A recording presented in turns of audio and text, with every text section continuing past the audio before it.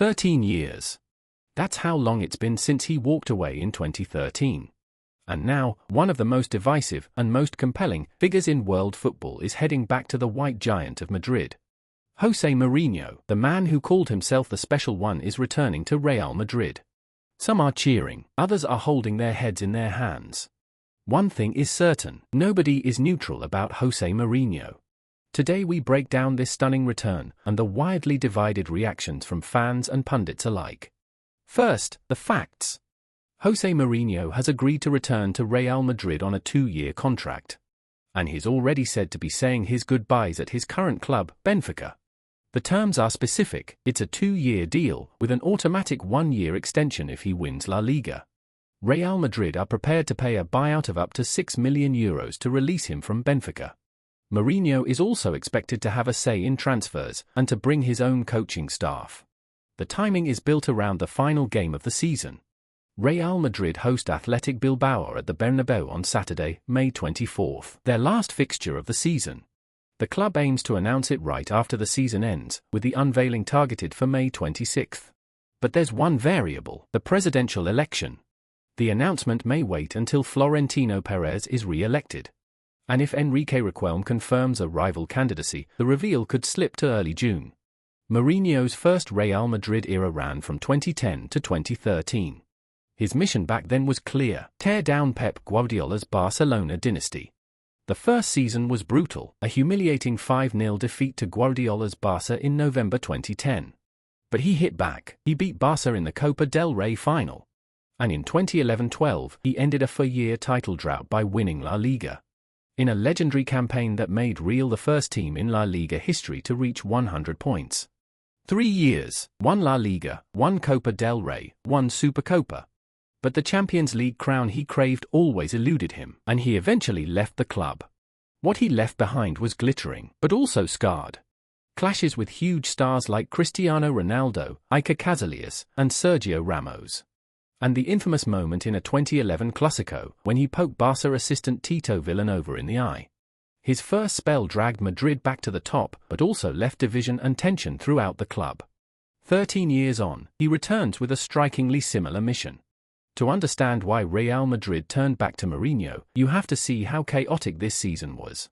Xabi Alonso's reign ended in under 8 months. And in January, reserve team boss Álvaro Arbeloa stepped in on an interim basis. The team never recovered under Arbeloa either. The result, a second straight season without a major trophy, and a dressing room mired in controversy. Perez's reasoning is clear: he wants someone who can bring order to a broken dressing room. Someone with the authority to demand accountability from players who'd grown used to operating without it.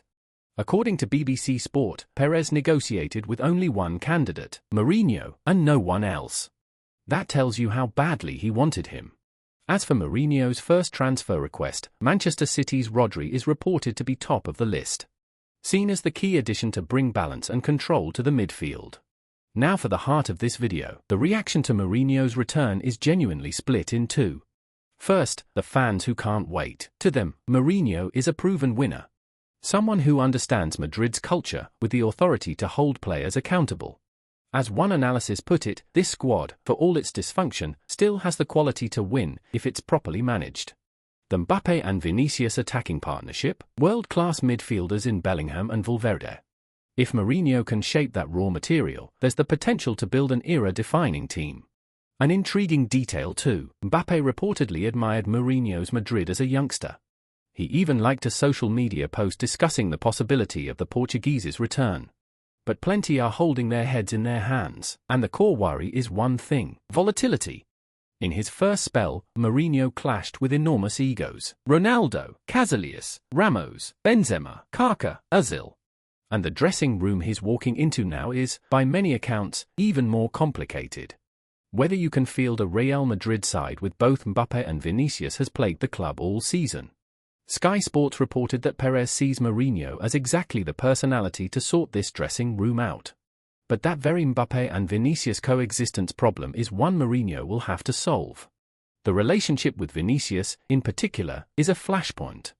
Back in February, after the Benfica and Real Champions League playoff, Mourinho pointed to Vinicius as responsible for the ugly scenes that followed the Brazilian's opening goal.